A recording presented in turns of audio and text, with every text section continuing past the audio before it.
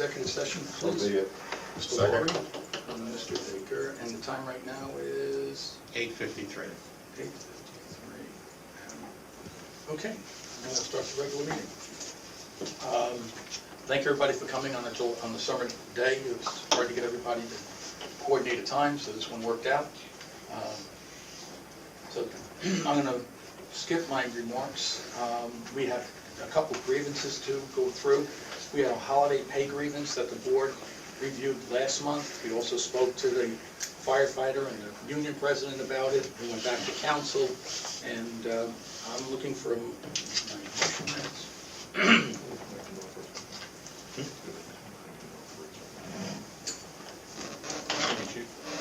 And so on that grievance, I think the board is going to affirm the chief's decision. Is there anybody have a contra opinion of that? No. Okay, so I'll read a motion and I'll look for a second, and then you can do. Okay, the Board of Fire Commissioners has reviewed the holiday pay grievance regarding grievance 2016-1, the chief's denial of same. The board affirms the chief's denial for the following reasons. The grievance is untimely or time barred. The records of the fire district reveal that firefighter Conlon was not working, has exhausted his accrued leave during the period of time, during the period at issue, and received donations of sick leave from the sick bank. The collective bargaining agreement does not require the payment of holiday pay under these circumstances, and there is an established past practice of not paying holiday pay under these circumstances. So the chairman would like to send a letter to that effect. So can I get a motion to do that? Motion. And that's Commissioner first, and a second. A second. Mr. Baker, and I'll poll the board. Commissioner Laurie. Aye. Commissioner Baker. Aye. Commissioner Napolitano. Aye. And I'll say aye. Motion carries. I think Mike had something to say. No, sorry. Because at one point I thought it was local. Okay, we had another grievance 2016-2, which is the union is asking us to change the pension scheme the way it is now to final year averaging. That terminology might not be exact, but versus 3-year. There's a 1-year final average salary or 3-year final average salary. And the board has reviewed that agreement with council, and I think the board is going to affirm the chief's decision. Any discussion on that? No. Okay, and this would have fairly material impact on the department if there's some financial impact on the department and staffing and a lot of things if we did not prevail over time on this. So the Board of Fire Commissioners has reviewed the grievance appeal 2016-2 related to the pension costs and requested change of plan. The chief's denial is same. The board affirms the chief's denial for the reasons as stated by the chief. I'm not going to read the 4 sets of half a page or more. I would look for the board to authorize me to send a letter to the union affirming the chief's decision. So, real quick, so Jamie did some kind of financial analysis of what it might cost the department as a shortfall? That's right. Do we know what that number is? Well, what the analysis I did was looking at if we had to save $2 million a year to make this payment over time, Right. what impact that would have on our manpower. So what was the total amount of cost? Do we have? Well, it was over 5.7 million we'd have to pay immediately. Immediately. Yeah, or it was Right. about a little over 7 if 7.2. we, yeah, 7.2 if we paid it over time. Right, and since our budget's In about- addition to the extra yearly cost, that's just the past cost. So we'd have to, That's a catch-up cost? That's the catch-up catch-up cost is cost. $7.2 million.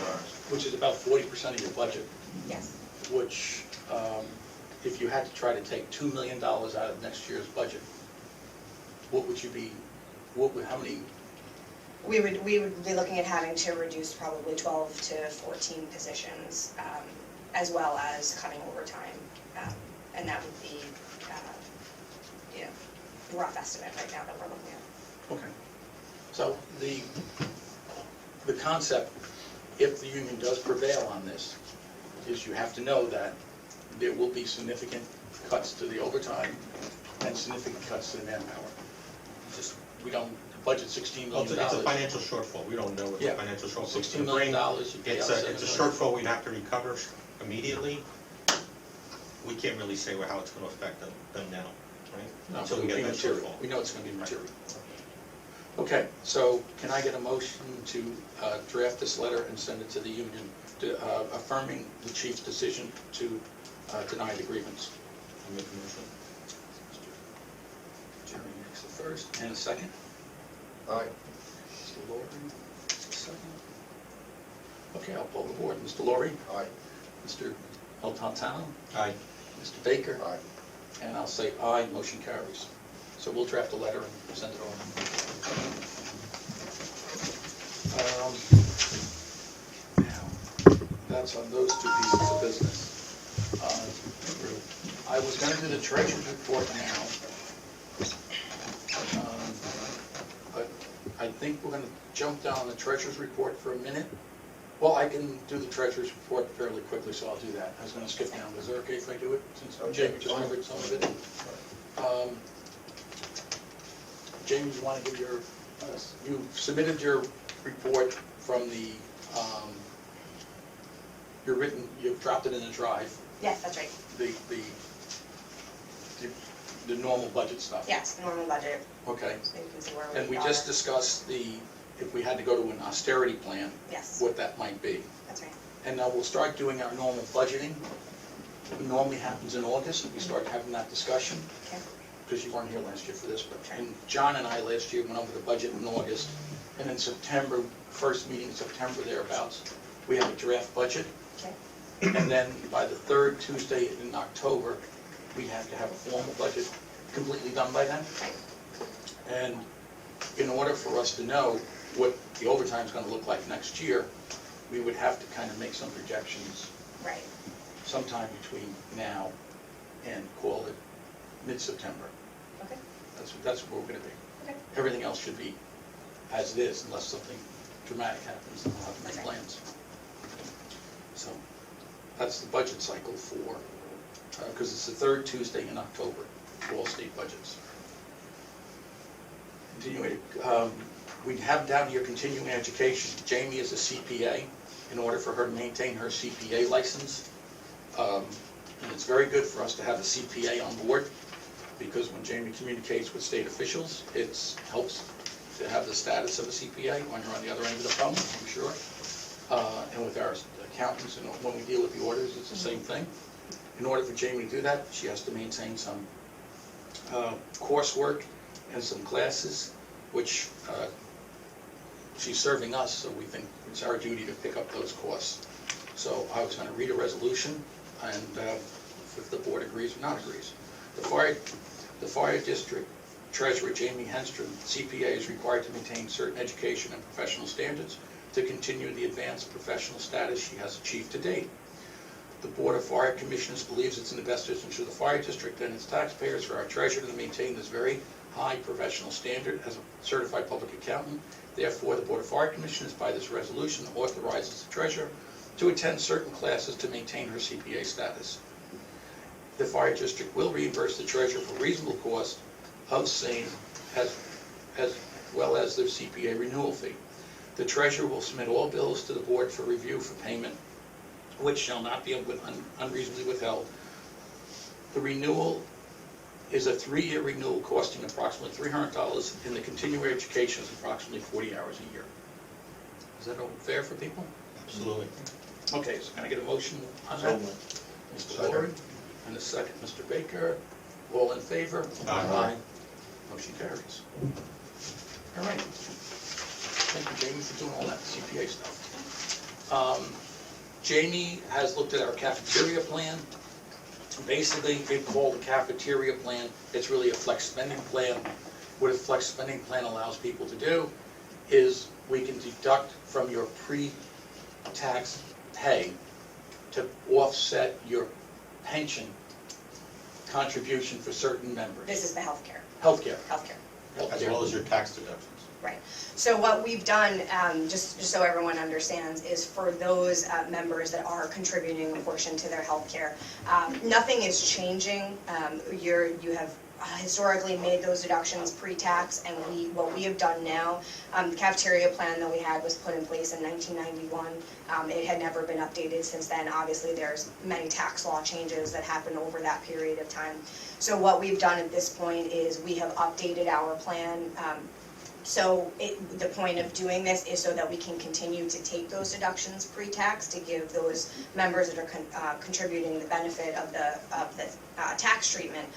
So there'll be no changes. It's not a correction of a mistake. It's just an administrative update. What you will see for those that are impacted is you will receive new plan documents. Just if you're interested in reading what the plan actually says, as well as there will be just authorization forms that you need to sign and return to us to allow us to continue taking the deduction pre-tax. Without that authorization from you, we would have to switch you to a post-tax deduction. So there will be correspondence going out on that after the new plan is adopted by the board. So I think this is one of the advantages of having Jamie here, who's a CPA, to notice these things. So I'll read this resolution, and Jamie, see if this sounds right to you. The treasurer, working with the independent auditor, has reviewed our cafeteria plan, also known as flex spending plan. They have determined this plan should be reviewed annually by the Board of Fire Commissioners going forward. The treasurer, with guidance from the auditor, has revised the cafeteria plan to better align with the current code and regulations. I should add, the board authorizes the treasurer to execute this new plan. Does that cover it? Yep. The treasurer and board chairman to execute this plan. Yes, because that's how it's Okay. drafted currently. So, can I get a motion to I make that motion. Mr. Baker, Second. Mr. Laurie? Okay. Mr. Laurie? Aye. Mr. Napolitano? Aye. Mr. Baker? Aye. And I'll say aye, motion carries. Okay, that's the flex spending plan. So we got the application done. Jamie, there's your treasurer's report. Anything else, Jamie? Well, that's all good. Yeah, I think that's all good. Just to close the loop on the other things that we had open, we have moved forward with Ceridian, our online payroll provider, to move to their online platform. So we'll see some changes in the next couple of months in terms of employees having online access to pay statements and things like that. So that is in process. And then, with the last, we discussed it at the last meeting and we fixed it with the last payroll for those who are making pension contributions. We've notified the employees that were impacted of the change and offered them the W-2s should they choose to, if they need them for previous filings. Okay. So that's all good That's too. it. All right, so now, the next tonight's business. Committee Morning. reports, what's that? This morning. So it's morning's business, right? It is morning. We can skip committee reports, I take it, gentlemen? Yeah. In the interest of time. Okay, command structure. We currently are light one captain from our ranks. We currently have a chief, assistant chief, 10 lieutenants, captain in fire prevention. We have 6 captains, 1 captain. We have 6 captains, including fire prevention on the docket, on the budget. 10 lieutenants, 57 firemen. The discussion came up is, should we abolish the assistant chief's position? And therefore, the assistant chief's position costs the department about $235,000 a year, all in with all benefits. The assistant chief's compensation is not that much different than a captain's after overtime. Pretty much, they're similar after overtime. So we think it would be in the best interest of the department, or I think it would be in the best interest of the department to abolish the assistant chief's position. And therefore, we have a cost savings of $235,000. As we enter a competitive environment for tax increases, we're trying not to have any tax increases and stay within the tax cap. The tax cap is not a 2% tax cap, it's less than that every year. We've achieved that in the last few years underneath the cap. We'd like to continue to do that. 2% is the maximum you can have, right? Well, they call it a 2% tax cap. Right. It's not. The reality is, the Right. maximum you can have last year was like, It's like 1.019 Yeah, something. right. yeah, 1.1 basically was last year. It's just for Yeah, folks at home, and- because people are gonna look at it. Yeah, that's right, it's an inflation calculation that the state is putting together. Exactly. Right, so there's two options we have. We can promote someone up, or we can look at our command structure we have today, which is chief, assistant chief, captains, and lieutenants. And in a department this size, I think we can function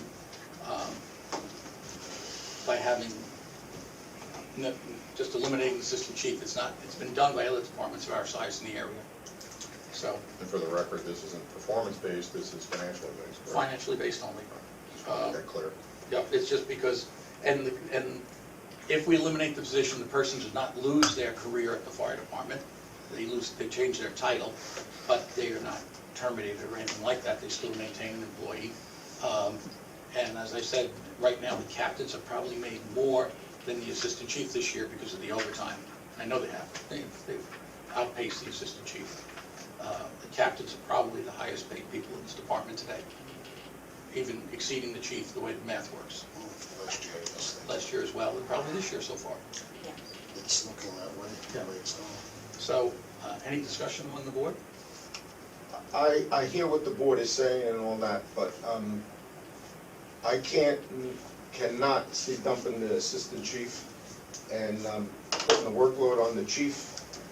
So I will tell you right now, I will vote no on it. Okay. That's fair. Alrighty.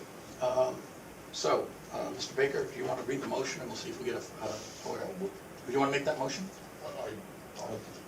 If you read it, can you? Sure, you can make the motion. I was just gonna read it, I don't care, but I'm not sure what I'm supposed to be reading here, because it wasn't normally what it was. I would start right here. And read Where through is it? Read through. Right. That part? No, that's not going to take effect immediately. Right. Right, read through that part. Okay, so just down to here. Yeah. Okay. You want to make the motion? Just make the motion. All right, let me read it first. Okay.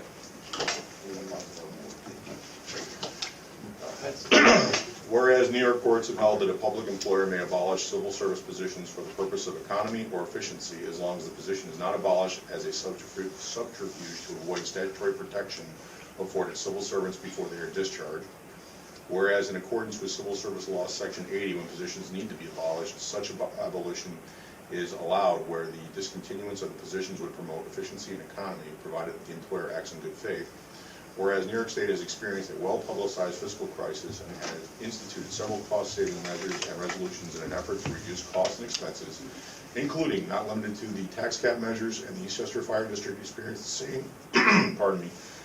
the same fiscal stressors and limitations, and whereas the Eastchester Fire District has determined it is necessary for both reasons of economy and efficiency that it is necessary to eliminate the position entitled Assistant Fire Chief, and whereas the Eastchester Fire District, in anticipation of the potential for a tax levy increase, have requested contractual concessions in its bargaining units, but today was unsuccessful in achieving the saving necessary, and whereas the Eastchester Fire District adopted a budget funding 1 fire chief, 1 assistant fire chief, 6 captains, including 1 captain in fire prevention, 10 lieutenants, and 57 firefighters, and whereas as of July 8, 2016, the Eastchester Fire District consists of 75 firefighters, including the fire chief, assistant fire chief, captains, and lieutenants, and whereas the Board of Fire Commissioners hereby determines it shall be in the best interest of the fire district for purposes of economy, efficiency, consolidation, or otherwise, that effective August 6, 2016, at 11:59 p.m., 1 assistant fire chief position shall be abolished pursuant to Civil Service Law Section 80,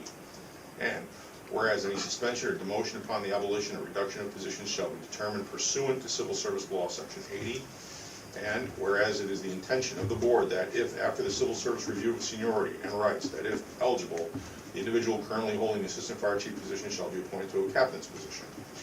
Now, therefore, be it resolved, the board hereby determines it shall be in the best interest of the fire district and its residents for the purposes of economy, efficiency, consolidation, or otherwise, to abolish one assistant fire chief position effective August 6, 2016 at 11:59 p.m. pursuant to Civil Service Law, Section 80.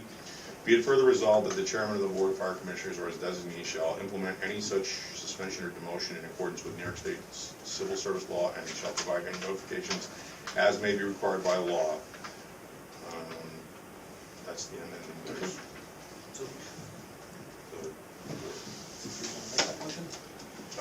Sure, I'll make the motion.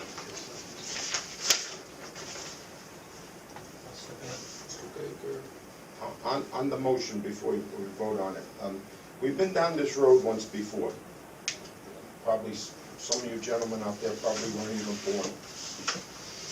Chief Waddleton, Assistant Chief Waddleton had this job, and after the man retired, they abolished this job. And this department went for a number of years without an assistant chief.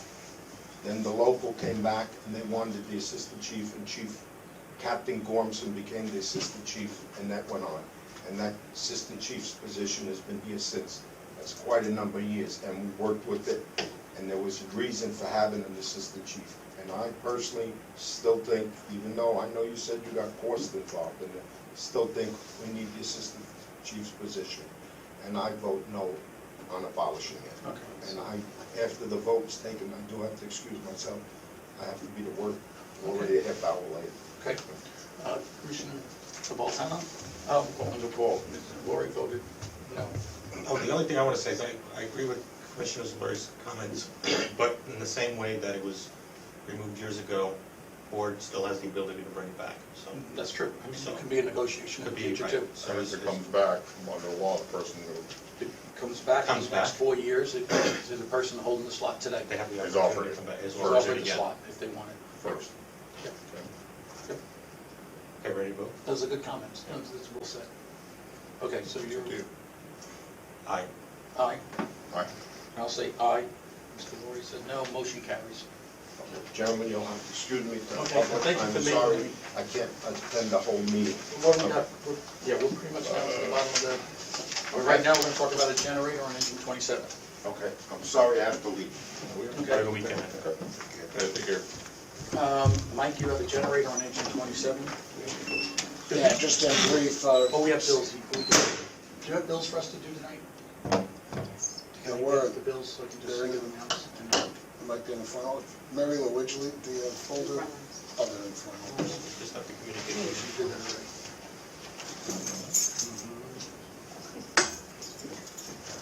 Guys want to get the air for a second? Yeah, no, I'm brief, I've been trying to keep everybody up to date, engine 27, it's had a, 10K generator that's run, hydraulic power of the PTO of the motor. It basically died a couple of weeks ago, all the insides have got stuff. This is what? This is engine 27, it's basically, all the rigs have some type of generator power for sea level and everything. Trucks have a little bit more. In 27's case, it powered an electric hydraulic pump for extrication equipment. Right now, we have a loaner, gas powered, that's fitting the bill.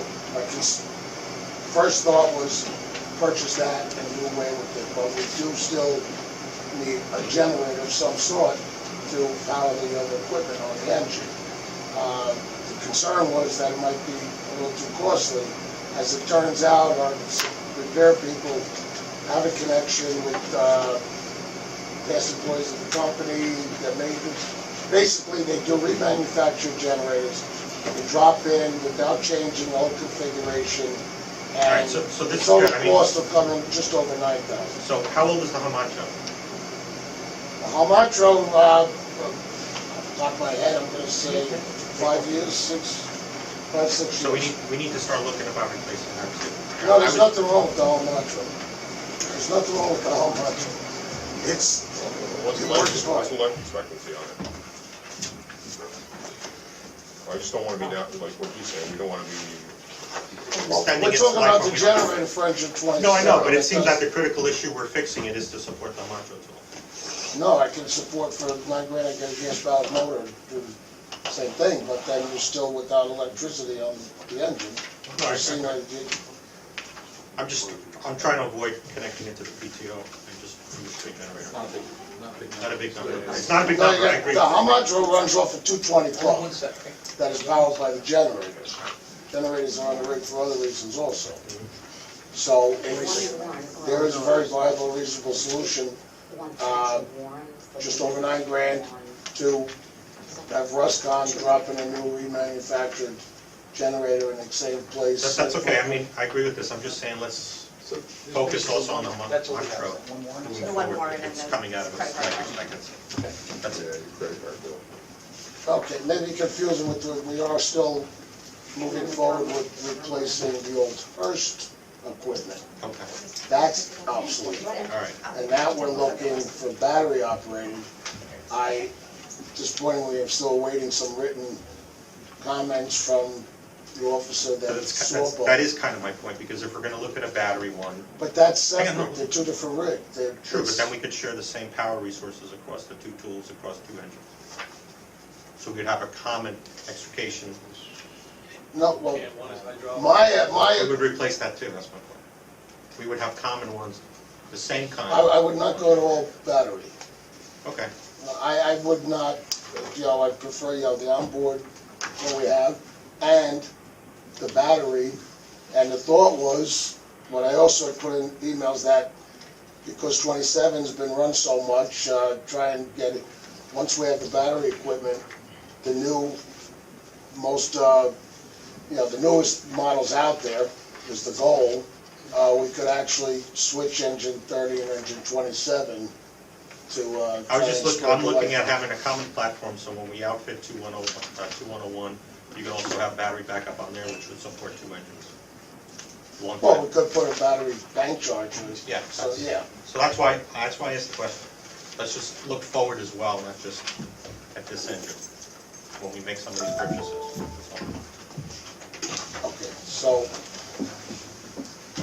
So can I give the okay? Yes. Okay, that's, I can give Russell, because he'll Okay, here's get the the, order in and, all right, the chief has received, well, I'd rather read the resolution, because yeah. we're going to one vendor. So the chief has received a quote for, after considerable research on behalf of the vendor. Engine 27 is an American LaFrance, which was built by a bankrupt fire truck manufacturer. The quote is for replacing the onboard generator with a rebuilt unit capable of powering the onboard extraction tool and seat support lighting. I will make the motion. I'm looking for a second. I'll second it. Jerry Maldonado. Authorizing the chief to spend $9,385 and having Ruscom Truck Services and equipment to deliver and install a remanufactured unit in engine 27. All in favor? Aye.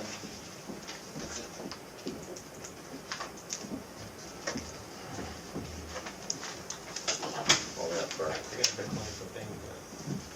What's that? I can't sign the bills. then we can't pay the bills. We can pull up the ones you don't need. We'll pay for this. Nothing on this one. This one. This one too. Yeah, that one. We're gonna set aside a couple bills. Okay?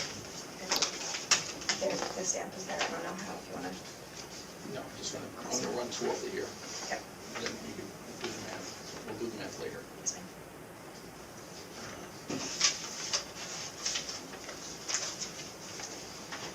Electronic service systems. While we're looking at the bills, does anybody from the public want to go? I just have to can I make a comment about the last resolution you just made? Sure. Yeah, sure. Well, you want the 916, can we do that? Does 916 want to speak? I didn't call for 916 to speak. Yes, 916 has a report. Go ahead. Okay, well, So can you come and frame where Jamie is, or right alongside is fine? Or, thanks Jamie, thanks for your help. Well, I don't think it's any surprise to you commissioners that Local 916 is very disappointed in the decisions that were made here today. And I'll just go through them point by point. I asked to sit down in executive session and go over this with you, but I was refused that opportunity. So we'll do it here, which is fine. Under number one, the first grievance that you spoke about, which was holiday pay for a firefighter. We disagree with your opinion on that. We believe we have past practice on our side. And you quoted an article in the contract that states the member does not get the benefit if he is in the sick bank. In your letter to, you said you were gonna write a letter to our president. Can you just put that article or provision in the contract that states that? Because upon our review, we don't see that in there. So if that could be just included in the letter, that would be fine. Point number 2, you had a discussion and a resolution on final average salary. Again, the union is very disappointed in the process that is the board has taken here. On 2 separate occasions, we reached out to our attorney and had our attorney contact your attorney and to speak about this before we filed any grievance, which we wanted to sit down and speak to you about this provision that's in our contract. We were told if we were to sit down and meet with the board on it, we would have to give up medical. I'm like, wait a minute, what are you talking about? Give up medical? We want to sit down and have a discussion about a significant money item. And you have admitted it is a significant money item. It would have a significant impact on the budget. It would have a significant impact on the membership. So why we were denied that opportunity to sit down and meet with the board is very disappointing, and hopefully that will change. We did respond back. I mean, before the first grievance was filed, we responded back with a letter. The board sent a letter. What did that letter state? It said this is a material cost, it'll have material impact on the operations of the department, basically. We agree with that. We knew that. Right. So why were we denied the opportunity to sit and meet with you and discuss it? How are you going to split hairs over $7 million? There's many ways to negotiate and do things. I mean, We just a started- conversation isn't worth $7 million. A conversation. It is, it's worth very much. A conversation. And that's why we're in public session, because the people who have to burden that $7 million are the citizens. But the people that can solve it are sitting in this room. I don't know if I agree with that. There's a self-interest there that the public needs to be aware of. Right? I agree, it's It's a only. position in our No, contract. I agree, I mean, I It's understand. entitlement. It's, I wouldn't say it's an entitlement. It's opportunistic for anyone to negotiate their salary. It's capitalism, right? Whatever it was, right? But we felt that the $7.2 million needs to be brought out in public. It's something that needs to be very transparent, and I think the board is trying their best to be over-transparent in this situation to the public. We have. Well, we have on 2 different occasions where the previous chief of this department had conversations with the board regarding this provision, and he was told to leave it alone. We have statements from the previous president of this union who had conversations with the board and was told to ignore it also. So the membership got to the point where we tried to have a discussion, we were denied the opportunity to have the discussion, you forced our hand into filing the grievance, so we had to file it. And it's unfortunate it's going down And this road. basically what you just said is the main reason why we're being transparent, because we don't want to be here 4 years from now saying we've had these underlying discussions, because the only discussions we had were the ones we had in public. So I mean, that's why we're doing it, I'm being honest with you. Okay. That's why we're having the conversation in public. Okay? And the reason for today's meeting, now, we've got the appeal from the union. The board had to respond to the appeal. Yes, I understand the process. The board's responding as a unit to the appeal. And so it's not the chairman writing a letter, it's not the lawyer writing a letter, the board's saying, we're going to affirm the chief's decision. I think that's fair. I think from a board's point of view, and the union's recourse is to bring it to the next level, which I think we all know is, and your letter, your grievance appeal said as much, that you're going to bring it to the next level. So You're not giving us any other choice. wait, we're not. It's not Which is fine. choice. If we want to go through the process, we'll go through the process. We just thought a conversation, an open conversation with the board and the union would have been beneficial in this case. That's all we're Right, saying. but from my logic, I don't understand how the average member in the union, my own logic, says if the overtime budget next year goes down by more than 50%, and finally your averaging only benefits you if you have overtime. There's no other way you can get benefit out of it without overtime. So if the board was to reduce the overtime to near zero, which, think about it, if you have to write a check for $7 million, what do you think's going to happen? overtime going close to zero. And so, I don't see the logic of this whole argument, my own personal thing, I just don't see it. That's fine, but it is an article in our contract No, and that we need to enforce. I think the It needs to union be wasn't enforced. aware of the shortfall as well, because we have correspondence that went to the state, and they actually CC'd Jamie on it at courtesy, because she is the treasurer of the department. That's how we effectively found out, is that your union lawyer sent a letter to the state requesting what the shortfall would be. Correct. Yeah, we weren't copied on it, we were only copied on it when it came back from the state. Okay. So, I mean, I think from our point of view, we're doing what we think is appropriate. From your point of view, you're doing what you think is appropriate. I think the effects, if the union prevails, will be draconian. And I think everybody sees that, and we're trying to telegraph that, so there's no confusion. That if the union does prevail, there's no confusion as to what's gonna happen. Or not happen, but can happen. Right. Next point. Jamie mentioned the cafeteria plan and some paperwork that needed to be filled out by the membership. Is this time sensitive?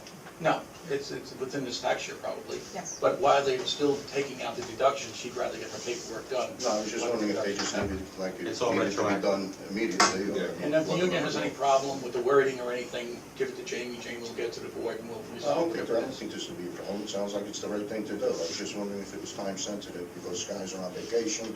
They're not around right now and we would have to put out a You need to get it done before Get it done. April 15th of next year. Okay. So you got plenty of time. Okay. The next subject was the command structure here. Again, the union's very disappointed in your decision to eliminate the assistant fire chief's position.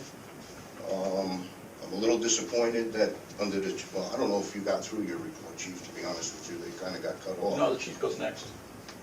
We'll finish up with the chief. Yeah, my report's brief, but as far as this, So I'm hoping you make a comment the discussions. regarding that, because Yeah, quite no, frankly, discussions have been going on for a long time, and, yeah, no, I'm not happy with this position.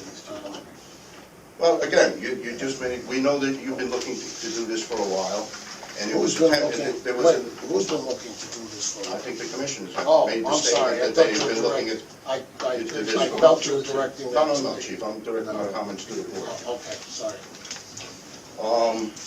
There was conversation about doing it a couple of months ago, and then we received a letter from the commissioner, the chairman, stating to our president, stating we are no longer interested in, at this time, of eliminating that position, and if we do decide to, we will sit down with the union and discuss the impact on it. So that did not happen. I'm wondering why. I think I probably forgot. Okay, well, I think as, you guys must realize that this decision to do that will have a definite impact on the membership, and definitely on the captains. Yep. And so to eliminate the position and put an impact on our membership without negotiating with us is an improper practice. So now we're gonna have to file papers to see what we could do about what's happening here, because, I'll be honest with you, I think it's very unfair that you I put totally in. agree with you, and internally, we've had those discussions, what it would mean, so. I think the chief is wearing way too many hats as he is today, and now to eliminate his assistant, you're putting a tremendous workload on the chief. And who is in charge of the district? After August 6th, who is in charge of the district if the chief is out of town, if the chief is sick, if the chief unfortunately would be on compassionate leave of some sort? Who's in charge? His designate. Law says his designate. Well, and if that's a captain, that's an impact. You needed to speak to us about that. And you made the move without speaking to us. So now again, you forced our hand to do something. And also, just a comment, Commissioner Baker, you read the resolution, if I could direct this towards you, if I may. Sure. I believe halfway through your resolution, you made a statement that through negotiations with the union, we failed something? I read whatever I didn't read the resolution, whatever the resolution said. Yeah, I believe that caught my ear, and I'm like, wait a minute, nobody negotiated with the union on this at all, and we certainly didn't fail. No, it didn't say we negotiated with the union on this point. It says that we had union negotiations. And we have. But We've you had didn't. union negotiations for the last year. We've been On negotiating. eliminating the assistant No, chief's on position? cost savings for the district. Well, you gotta remember that the assistant chief position is not a union position, so what No, is it's there not. to negotiate? Well, he's being put back into the union, and we're talking about the impact. No, I understand that. There's a definite impact here. But the assistant chief position isn't part of the collective bargaining agreement. Correct. Correct. But we're talking about the impact it's going to have, Correct. so. And again, you know, without an assistant chief, yes, again, I'm just going back, I'm finishing reading my notes here. Safety officer, training officer, He's the not the mutual aid training officer. He's not the officer. training officer. He's not a training officer. Who's the training officer for the Well, department? he's not the assistant chief. Assistant chief hasn't been the training officer for years. Who is our assistant? Who It is our was the training float officer? captain. Well, that was one of the problems some years back, the past board. That was a key position that the assistant chief Yeah. was supposed to help. Absolutely. There were reasons, again, against my wishes. Previous boards, I believe it was under Chairman O'Hare, took that responsibility away from the assistant chief and put it onto the relief captain. Which, at this point, we don't have one. The last one was, well, Captain Tween, who still continues to do the job, and basically all the captains are, I don't handling the training. I'm But not the sure actual about MTO position, at this point, with no relief captain, the MTO position, based on previous board's decision, is not filled. So as Not chief of filled. the department, I sign off as MTO, Okay. one of my hats. And basically, the only reason, just one other comment on that. Basically, the only reason the captains are making what the assistant chief is making, where you said they're pretty much equal now, is you decided not to fill that relief captain's position. You made that position lucrative, rather than it happening, you know, as per the contract. The relief captain was there, and which, actually, that leads me to another point I didn't write down. Now we're gonna have a relief captain. So there goes their overtime. Right. So there is gonna be a major difference. Going to be a overall savings of $235,000 for the department.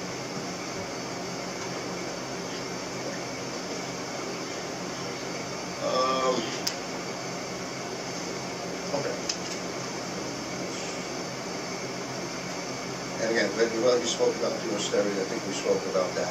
You know, I just urge the board to reconsider having a conversation with the union.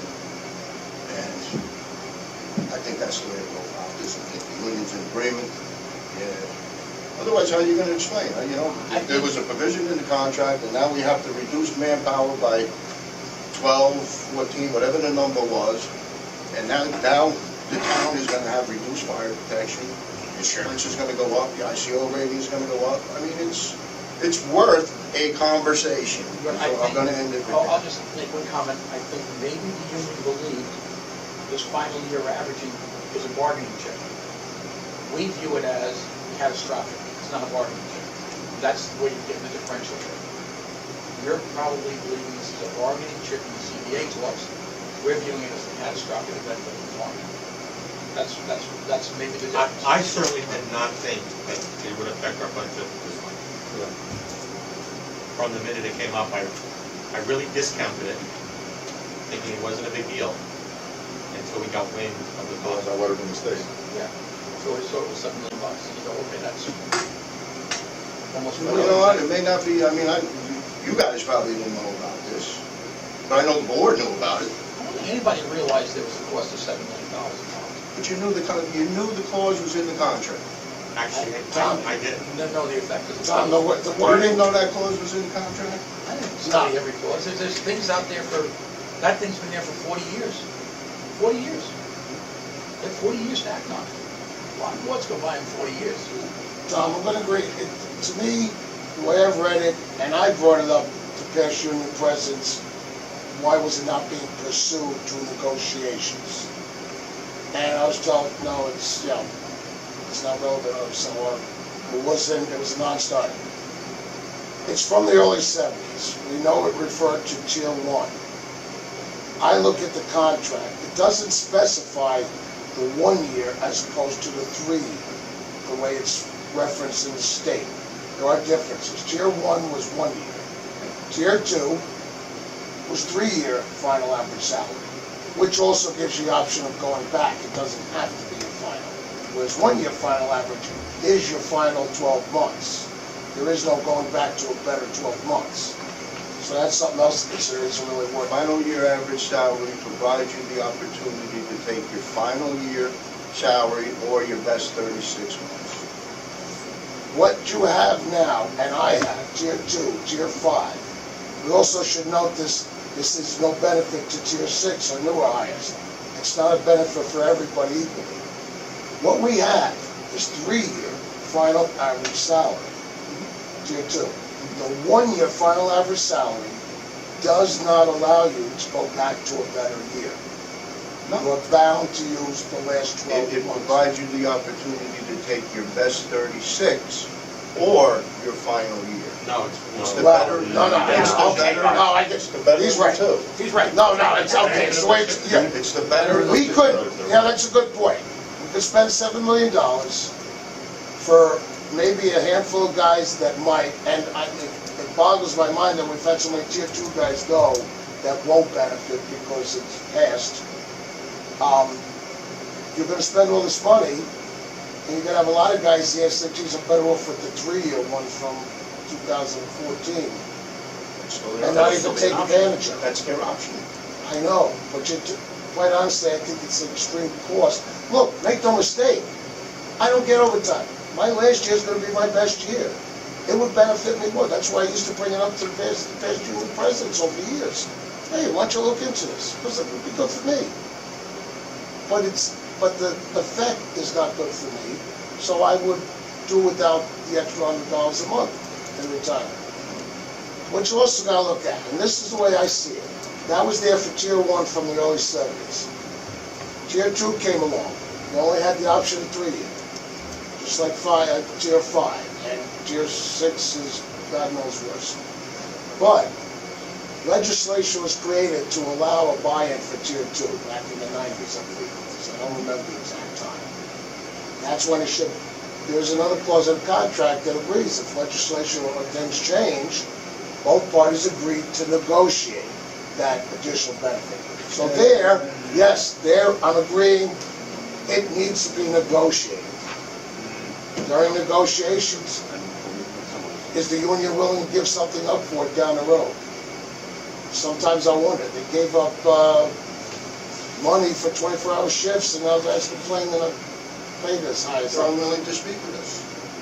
No, I'm agreeing with that. This is an item for negotiation. That needs to be negotiated. It's new legislation. I'm not sure when they opted to allow Tier 5 to get in. Well, that'll get worked out. The legalese of it will get worked out. Well, but that's where I think it needs to be negotiated. But if your overall arching point is the union would like to sit down and negotiate the CBA, that's a different point than this final year averaging rate. They are separate. They're separate and distinct, they're not the same.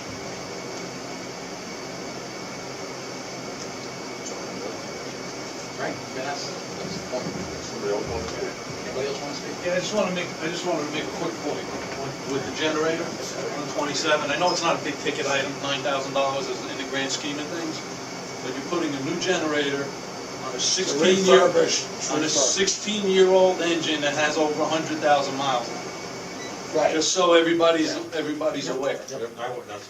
That's where I was headed. Okay, that was my comment. But That was it. if a group of people want to get together, firemen, want to get together and organize a committee to spec out a brand new engine, go at it. I think there's a spec there right there, though. Or if anybody wants to write up what that spec's going to look like on a new engine, have at it. Bobby, this is I'm just, you know what, yes, you're talking about, it is, and that's the other idea. Once we get the new battery, I would switch Apparatus, because it was my thought that 27 would have already been the spare engine with options to have, you could replace any engine on temporary basis. That got shot down back in 2009 or 10, so a lot of time has gone by. Yeah, we gotta move on that, but that's why I would also move it down to the heights where it's useless. Once it gets more use out of 30 with the new battery operated stuff and so on. Yeah, but it's not a big item because the rig, you think about it, you don't have no lights, no nothing, you gotta have it. It's a repair. Anybody else want to speak? Mike, do you have a report for this month? If anyone? You know what, a lot of things, of course, don't know what on my part, so I didn't get, just basically, month of June, a total of 276 alarms, actually 14 of which were fire related, which was a little busy. That involved some local, had some pretty good jobs back in May and June, and of course, as usual, the guys do an excellent job of getting in there and stopping the fire in its tracks, so the damage was limited. Everybody should be commended, just like I said last month. As far as these tools, there's been a lot of work and trying, a lot of things breaking. The apparatus is old, so there's always going to be something. But even a new, with all the electronics, they seem to have problems all the time as well. The new command vehicle is getting very close. I've been told that should be expected very soon. Going to be moving forward with the battery-operated extrication tools. It's just right now, it's like which one? How much comes in a little bit higher? But there seems to be a lot of talk that they really like certain features of that one. Plus, it's the same make that we already have. And the price tag is about the $20,000 range. We're talking because, well, they gave me different numbers for a whole litany of tools that we're not looking for. We're looking for basic spreader, cutter, and maybe a ram. So we probably are talking in the mid-20s. So we probably need board approval for that next month? It'll need final, yeah. Okay, They'll need so next final month approval. we'll. And I'll Right give now, that to you, I'll try and give that to you in advance, just like I tried to give you a heads up on like generator and stuff like that, whenever I can. So real quick question, does the new 2101 would have room for any of those tools? It could possibly, yes. Actually, the demos that we saw that led the guys to want this a few years back, or a couple All of right, years so hang on, ago. let me stop you there. So the only reason I'm asking is, if you're already going out to get quotes for it, and you're getting a price for one, should we consider getting the price of two? Maybe it stays on, not the entire equipment stays on 2101, but some portion of it, maybe heads or different heads. I'd be more than happy to look at getting two of them, but. I don't know what the now you're discount would be. talking- I mean, if the discount's gonna be 5%, it's not worth it. But You if know, the discount's I don't gonna know, be- when you're dealing with these tools, I know. it's So, but even, if the it's not hang even on, something you if- can price out, because the manufacturers dictate, okay, this is your area, you're the rep, nobody else understand, can Mike. sell. So, but they might have maybe a 30% Might be discount. willing to take. That a might little be less something money. that we could consider as a board, that's all. I'll throw that out, although I'm gonna just say, with everything happening with the assistant chief's position, I've not been comfortable. I know it's been on the table for a couple of years. I think a lot of mistakes happened over the years. I will be leaving tomorrow morning. I was gonna be off today, but I will be gone for a week. Yes, the captains will be in charge, just like they are during the regular tour. It's the major events that, the chief and the assistant chief were expected to show up. There are, we'll work around it. Other departments nearby have done, I'm not happy about it. You know what, maybe it was something that could have been talked out about saving money. Commissioner Laurie mentioned about years back was brought back. I recall years back the union fighting, and because there were arguments about the assistant chief covering some of the captain's time when they used to have the extra days off that they wanted. So past assistant chiefs were allowed to fill the captain's slot, at least during the daytime. Remember, Assistant Chief Schulman didn't want to do nights and weekends, but he would cover the fort to alleviate some of the overtime. I know we got a lot of pushback, and the union said no. So you know what? These were things that I was upset at. We could have offset the cost. Could have done, okay, cover the captains, offset some of the overtime, and it would have balanced out, but they didn't want that. The MTO thing got switched to a captain years back, which I was against that. So yeah, a lot of things, I'm not happy about the situation. I understand you're not really seeing, well, we could be using the money for better fulfillment. Maybe down the road, you get together and the union concedes that, well, maybe the assistant chief can fill in for the captains, and then we put it back in that spot. And just spell it out a little bit different. I know it's been tough. I do feel, that, you know, at times, you know, maybe he's not like me. I feel like if I'm not technically on vacation, my page is on 24/7. There's a lot more going on here. I understand reasons why, but it's not you know, I'm not looking forward to it. That's all I can say.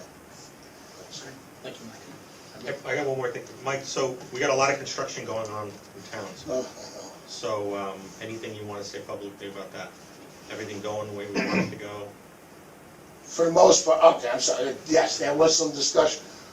This one here that's been going on for a while, I think they're calling it the Quarry on the corner of Main and Midland in that area. They're nearing completion. That's been a large project. Again, it consumes a lot of time from our code enforcement fire prevention office, just being part of all these projects. There have been things, although it's getting to the point, I don't see they have any option. They were trying to get out something that it's required. They can't have the overhead wires on Midland Avenue because you have to have access with the truck. That's the state code. You know, there was a little pushback. They wanted to move them across the street.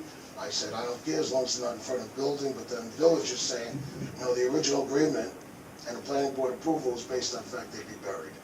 I believe they're going to be forced to bury them, and Okay, let's just. we will not sign off on it if the wires are still there. Okay, let's just make that point clear.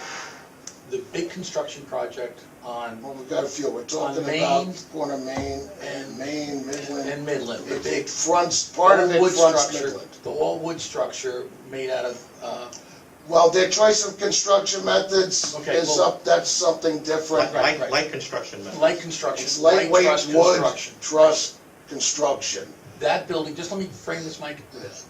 You have a power line that runs along Midland Avenue. It's a 13K power line, a large voltage power line. You have a few 13Ks up there. Right. That's the main, yeah. And if we had to reach that building with a ladder, the ladder would go on Midland and go right across, but the power lines are there, so we Right. couldn't do that. So therefore, in the original planning of that building, the village and the contractor agreed to move the lines to get their permit to put the building in. Now that the building's mostly there, there is some pushback on moving the lines. We want the lines moved, correct? That's right? been our opinion right along. Good. We've I not. just like, let's make, let's. They tried to come up with the fire access road, but what they're trying to do doesn't qualify, doesn't meet the Right, so the definition. village should maintain what they had done The originally. last I heard, I recently met with, you know, between Captain Pintaval, myself, Mr. DeMarco from DPW, because he was there, because they were looking to move across the street. Well, he, like, no. So, there's no road. perspective, hang on, Mike, so how many residents are expected to be in that building? Do you know? You know, off the top of my head, I forget the number of units. Anybody have a number? I forget what that was. It's a fairly large complex. There's going to be rentals. Greater than 50? Oh, yes. Oh, yes. Yes. That's It's over, it's well It's over not 100. 120. Okay. Maybe, you know, it could be 125. So this is a building, 125 or somewhere in that range. so this is a building. It changed Hang on, many times. So this is a building that has lightweight construction material, which has a higher and quicker burn Fully rate. sprinkled. Fully sprinkled, and has a higher burn including rate the voice than prints. anything in the town of Tuckahoe, right? Village of Tuckahoe. We pretty much could say that today, right? I don't, it'll burn pretty quickly compared to any other construction in the village of Tuckahoe. If the sprinklers weren't to be We effective. have some other, you'd be surprised, that big tall building up on So the hill. I'm just saying, this is why we're is- concerned about it. So the main thing would be, we would Gotcha. have to run a ladder in order to get to any type of fire situation on the scene. We really need to move forward with having these high voltage lines buried. They have to do it to meet the thing. You know, So we're just Honestly, airing it out there, doesn't it? honestly, if there's a fire in that, let me state, and I'll tell you, look, if you get something going in there, the priority is gonna be, make sure that you augment the sprinkler system, and you feed that, and you fight that fire primarily with the sprinkler system. I will not risk my guys, if there's no life in there, and I'm not putting their life in there, for a wood truss building that could collapse in a moment and stuff. So that, it's a scary thought. Yes, New York State code is tougher. There was, last year, might be that huge fire in Jersey. Same type of construction, burned right through. New York's a little tougher, there's more sprinklers Yeah, I know. required. It's actually sprinkled in between the floors and ceilings because of the lightweight truss So I think construction. we made our point publicly of what needs to get done, that's Okay. kind of where I was getting at. There are other big projects, the Kensington Road one, we've had a hydrant out of service for well over a year there, which the primary problem is that the construction outfit dug out around it, and the water company, every time they try to go back to put it back in, they can't because of the construction going on. Although that project's suddenly taking shape quite quickly. So the only thing I'm asking, if you're running into roadblocks and you need the resources of the board to make your points, I think you should leverage that as much as you can. I think Captain Pickendall does an excellent job, and he's got the code in hand, and, Okay. you know, they actually tried to appeal to the state for a variance, and they were shot down by the state. You know, the state told them, no, that doesn't qualify as an access road and such, so, Okay, can we go pay the bills now? Mike, you all good? yes. Okay. I noticed you're pulling out bills, can I ask what, why? ESS. It's a conflict of interest for me. ESS, Yeah, it's Motorola vendor, that's why. well, the radio. Well, it doesn't matter, we're just gonna, They do Jerry all has a the right to radios. pass on They do. Right, he can't, it's a conflict of interest for it. him. Tommy, did you want to? I understand, No, but I have a because question. Anthony left, we With all can't the pay. construction going on, and it's new On those. construction, I and don't like, I know Nurse Shell has done it in the past, I know Yonkers has done it when there's major construction projects, that they get a donation from the builders to augment some sort of, maybe a new rig, or maybe the matros, they give a donation to the fire department, because it's an impact on the fire department. And that's Would usually that- something that's worked out before, and I'm just wondering, with everything that was done. Tom, I'm not sure if any of that ever materialized in the past. But the talk and ever, actually, this guy's up in arms because he's telling them I'm costing him $500,000 more. So sorry. So we're not gonna get, So if we, I don't if think you'll get Eastchester lunch out of him. No, but that's usually in the beginning of the process, Tommy, if when the they're guy doing paid their, for- I forget the wording of it, but I was at a convention once, and where the fire department is involved in the early planning, there's usually some sort of, If there's special needs, it brings, yes, and look, I But remember unfortunately, talk when we the didn't towers, when 50 Columbus was going, there was talk about a special rig to get it low. Well, they ended up doing something different, so we could walk away with nothing. We were gonna get equipment when United Water put in the big pump station. The town worked out a deal that left us out. Yeah, we got nothing out of that. We're gonna get, we're always shortchanged. Yeah, the villages and the towns get huge fees, permit fees, and we get nothing out of it. Okay, It's been a lifelong problem. yeah, I don't, right now you'd have a hard time negotiating with the guy if he just. no, now, absolutely, now you Yeah. can't negotiate with them now. I'm No, just but they wondering in don't. the- in See, the we're very also, early it's stage. also more difficult because we're a district as opposed to a village fire department, or city fire department, or something, you know. There are actually different laws to And they affect. built the Avalon, they got a rig for that, right? Nurse Shell got a rig for that Avalon building. I don't, Fairview got a rescue for the senior citizens home. The builder donated them a rescue. well, so we've never had good luck with that.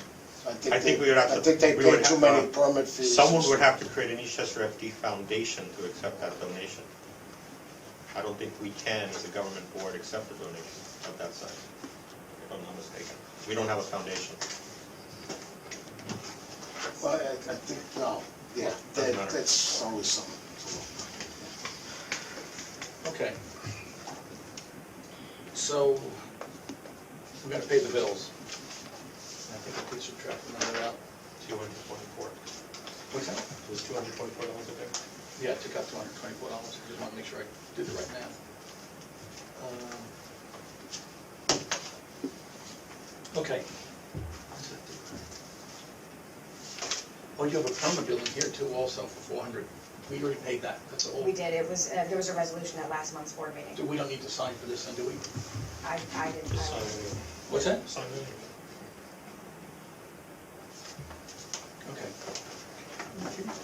So I'm just looking for my sheet where I took out the $224 to make sure I did my math right. I didn't signature sheet, where's the signature sheet? See if you can find that signature I got it right here, never mind. Right in front of me.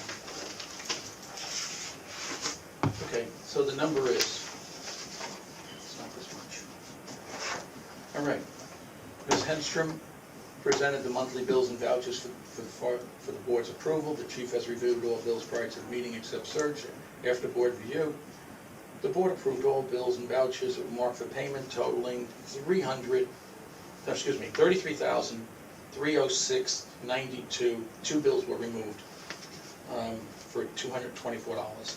So with a credit card bill of $99, we're approving $33,306.09. So can I get a motion to that effect? I make that motion? Mr. Baker, is it first? And Jerry, you want to do the second? Yes. Second. All in favor? Aye. We'll pay the bills.